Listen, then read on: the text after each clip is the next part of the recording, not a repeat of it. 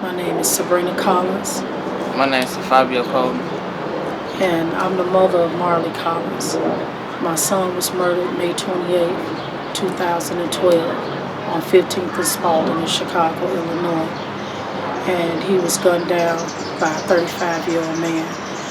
My son was very, very loving, a very caring person. His life was cut very short from him. My son was very sickly. He had gastritis with a hiatal hernia, and the disease had took over when he was 14. April the 12th of 2012, I had received a letter from the doctor saying that my son's life would be cut short, that he only had maybe a year to live. And on top of that, on May 28th of the same year, my son was murdered. On that day was a horrible day of my life. I was just with my son. We had a memorial picnic, and all of our family was together and everything. And we just was laughing and talking. And 30 minutes later, I got a phone call saying that I should come and see my son, that he had been shot. I was devastated. I couldn't believe it. I thought it was actually a joke because I laughed about it, and I had just got off the phone with him talking, and I had prayed for him because I always prayed for him because I knew that he was sickly. And, he always carried his Bible with him. On that day, he tried to actually give me his Bible and his Illinois State ID when we got back in the car from the store. And I told him, I say, you keep your Bible with you, carry God everywhere you go. I said, I'll take your ID and your credit card. And I said, you okay? And he said, yeah, Mom, I'm all right. And I didn't think nothing else about it. And we talked, and he said, I'm going back to my cousin's house, she stayed on 15th in Spalding in Chicago, and I knew he would be safe. So until we got ready to leave and, get the chairs and stuff together, and the call came, and I couldn't believe it. When I went to see my son, he was laying on the ground. My child died in front of me. They did 2 days later. They caught the person that killed my son, which name is Derek Miles. He's in jail right now, and I'm just back and forth. No trial has started. Just been back and forth for the last 2 years. Heart-wrenching and just upsetting, but being patient. That's all we can do. He left behind a son that he never got a chance to see.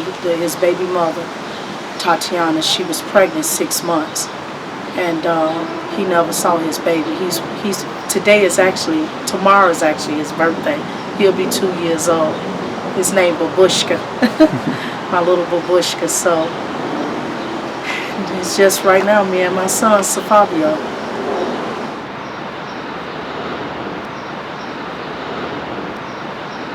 Never closure for me, never peace for me, but peace for Marley.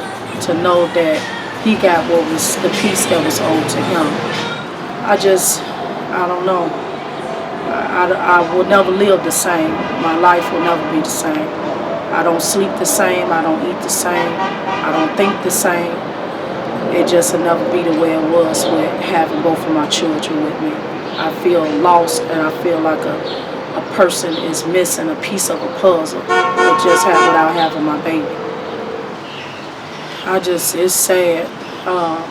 For the 4th of July weekend, it's real bad, the people being shot. I mean, I'm against guns, I'm against gun violence, I'm against gang banging. It's horrible where you can't even walk in your neighborhood and feel free. Children can't play at the park no more. You got to be terrified to stand at the bus stop, because you never know when people riding up if you're going to get shot next.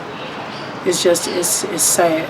My heart go out to those mothers that's beginning to live in my situation and other mothers' situation. No one should have to lose their child. Parents should,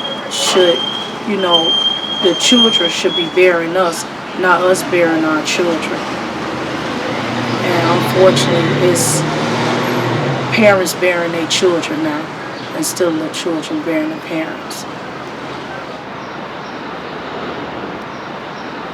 I guess people are afraid to move around, feel like, I guess, when they lived in the neighborhood for so many years, they feel like, that's the only place to be. They don't understand that there's other places in the world that, you could be that's safe. I've actually been in this neighborhood just a couple of months. It's peaceful. There's no drugs selling on the block. Nice people. Everybody minds their own business. They speak to you. I could walk to the bus stop and feel a little safer. Where I was at, I couldn't even do that. I had to look over my shoulder constantly. And within a couple of months that I've been here, I've heard of five murders being happening from gang related and just drive-bys, and it's sad. Where? On April the 5th of 2012, my son had decided that he was basically tired of suffering. And his gastritis, hernia, his stomach was pushed up by his lungs and his heart, and they had did a surgery in 2011 to bring the stomach down and wrap the stomach around the bottom of the esophagus pipe, almost like a lap band surgery. And he wasn't getting any better, he was getting worse, and he was just tired, and he decided that to end everything, that he would try to take his life. On April the 5th of 2012, my son tried to commit suicide in my bathroom.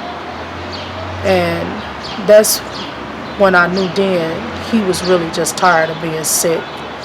I'll never forget when I would go see my son. They had put him in a psych ward for about 7 days, and it was like God had gave us, I can't really explain it, but a new life with each other.